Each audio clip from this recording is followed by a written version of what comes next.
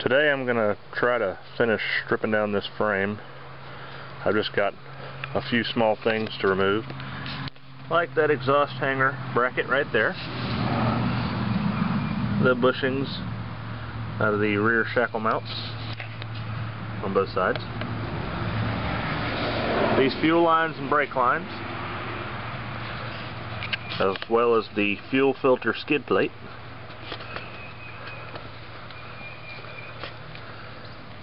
and the motor mounts, as well as the bump stops on the front and on the rear. Shouldn't take but maybe 15-20 minutes at the most. So let's get started. Okay, I got all the suspension bump stops removed. They weren't in that great a shape. Definitely won't be reusing them. There's that one. And those, and there's that exhaust hanger that I removed off the frame. Now when I removed the skid plate for the fuel filter, I uncovered some more rust on the frame. As you can see, there's a small hole there, and I don't know how well you can see this, but this area from here to here is going to need a patch.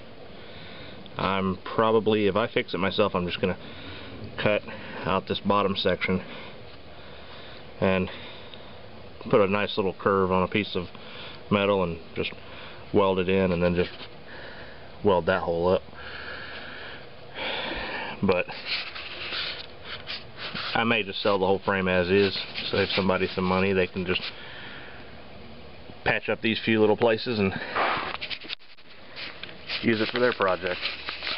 And here's the only rust in the rear, is this small hole here, tiny hole right there, and a large hole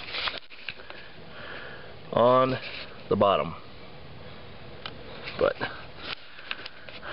that's actually not bad for the area where this Jeep came from. But it makes me a whole lot happier with my Jeep. I mean, my Jeep, you can still read the build date where it's stamped into the rear of the frame, and all the other numbers stamped into it. I mean, it looks great. But this one will be good for somebody. I just don't need it. Alright, now that I'm getting to removing these fuel lines and brake lines, I'm leaving them in their little plastic holders, and I'm just using my little door panel removal tool to just pop the clips out of the frame. I've already done 2 of them. I would do it with the camera on, but I can't hold it and do this at the same time. It's not that great of a camera anyway, so I'll just show it after I'm finished pulling the rest of them. Okay, I've got the fuel lines and brake line off the frame rail now. I'm just leaving them all together in their little clips. It's just easier to store them this way and not lose anything. Keep it all together for whenever I need it or someone else needs it. I just like having spare parts for mine. Now I'm going to work on getting these motor mounts off.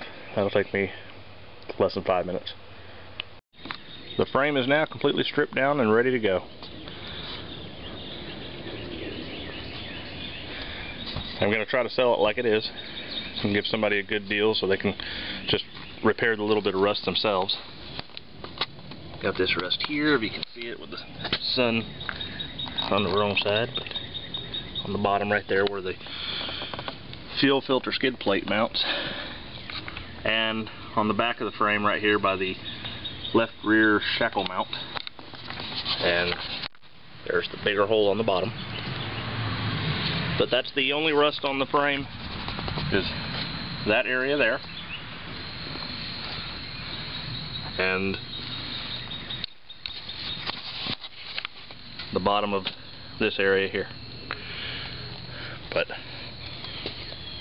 someone that can weld and just cut a couple little pieces of steel can have this frame back in working order again, and then put their stuff on it and hit the trails. Or just, if they have other sections of their frames that are rusted out, they can cut off what they need off this one. But if it doesn't sell, then I will repair everything and sandblast the whole frame and paint it and sell it for more, and then make a little profit off of it. But I don't need the frame. My frame doesn't have a speck of rust on it, and hopefully I'll keep it that way. But there it is, 1992 Jeep Wrangler YJ frame, ready to sell.